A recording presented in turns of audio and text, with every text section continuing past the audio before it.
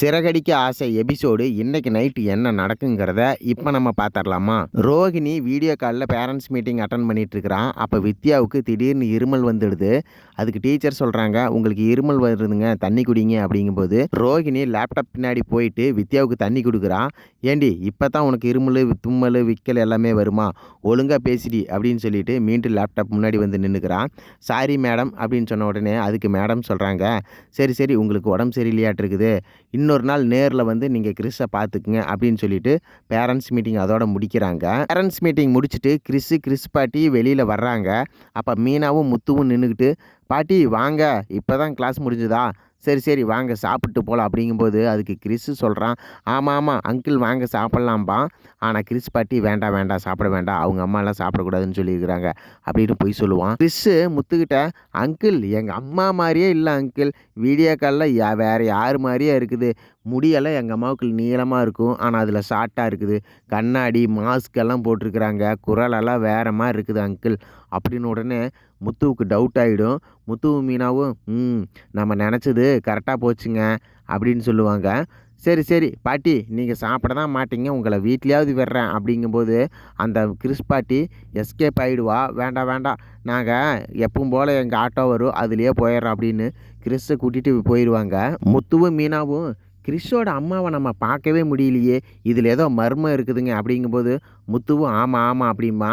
இப்போ மீனா சொல்லுவா, எனக்கு புரிஞ்சு போச்சுங்க, இந்த கிறிஸோட அம்மா யார் தெரியுமா? அந்த ஜீவா தாங்க, உங்கள் அண்ணன் லவ் பண்ணிகிட்டு இருந்தான்ல அந்த பொண்ணு தாங்க கிறிஸோட அம்மா. உங்கள் அண்ணன் மனோஜ் நடிக்கிறாங்க, நம்ம கூட கிறிஸை தத்தெடுத்துக்கலாம் அப்படின்னு சொல்லும்போது வேண்டாம் வேண்டான்னு சொன்னான் பார்த்தீங்களா, உங்கள் அண்ணன் தாங்க என்ட்ரி ஆனா.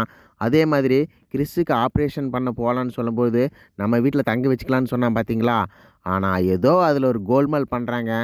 12 லட்ச ரூபா இழந்தானே இல்லையா, அந்த பணத்தை ஜீவாட்ட கொடுத்து இந்த பிரச்சனையை முடிச்சிருக்கிறாங்க. இது பாவம் ரோஹிணிக்கு வேறு தெரியாது. ரோஹிணிக்கு தெரிஞ்சுன்னா எவ்வளோ கஷ்டப்படுவா தெரியுமா அப்படின்னு சொன்ன உடனே சரி சரி நம்மளுக்கே குழப்பமாக தான் இருக்குது, இதை நம்ம கண்டுபிடிக்கலாம் அப்படின்னு சொல்லிட்டு வீட்டுக்கு போயிடுவாங்க. பேரண்ட்ஸ் மீட்டிங் முடிச்சுட்டு அண்ணாமலை வீட்டுக்கு வந்துடுறாரு.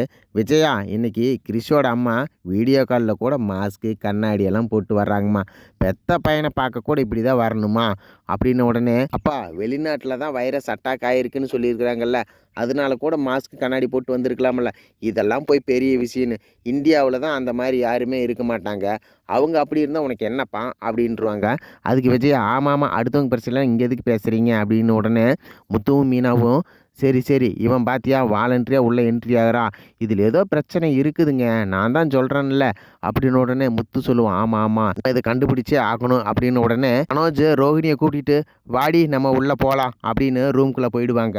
அப்போ முத்துவும் மீனாவும் பேசிக்குவாங்க, ஏங்க இவ ஏதோ பெரிய ஃப்ராடு பண்ணுறாங்க, அந்த பியூட்டி பார்லர் வச்சுருந்தாங்கல்ல அவங்கக்கிட்ட இவன் பணம் கொடுத்து ஜீவாவை வர வேண்டான்னு சொல்லியிருக்கிறாங்க, இந்த விஷயம் நம்மளுக்கெல்லாம் தெரியக்கூடாதுன்னு மூடி மறைச்சிட்ருக்குறாங்க, கண்டிப்பாக இந்த விஷயத்தை நம்ம கண்டுபிடிச்சே ஆகணுங்க அப்படின்னு சொன்ன உடனே அதுக்கு முத்து சொல்லுவான், ஏண்டி நம்மளுக்கே அறகுறையாக தான் தெரியுது, சரி சரி நீ வந்து பியூட்டி பார்லர் ஆண்டிக்கிட்ட இந்த உண்மையெல்லாம் சொல்லிடாத, அப்புறம் பெரிய பிரச்சனையாயிடு, ரோஹிணி வீட்டை விட்டு போயிடுவா, சரியா சொல்லாத அப்படின்னு உடனே மீனா சொல்லுவா, ஏங்க நம்மளுக்கே அறகுறையாக தானே தெரியுது, சரி நம்ம இதெல்லாம் கண்டுபிடிச்சிட்டு அப்புறம் நம்ம இது என்னென்னு பார்க்கலாம் அப்படின்னு உடனே அதுக்கு முத்து சொல்லுவான், சரி சரி உனக்காவது பாதி புரியுது, எனக்கு அதுவும் புரியல, கிறிஷோட அம்மா யார், மனோஜ் என்ன ஃப்ராடு பண்ணுறாங்கிறத நம்ம கண்டுபிடிக்கலாம் அப்படின்னு சொல்கிறான். அதோட இன்றைக்கி நாடகம் முடியுதுங்க.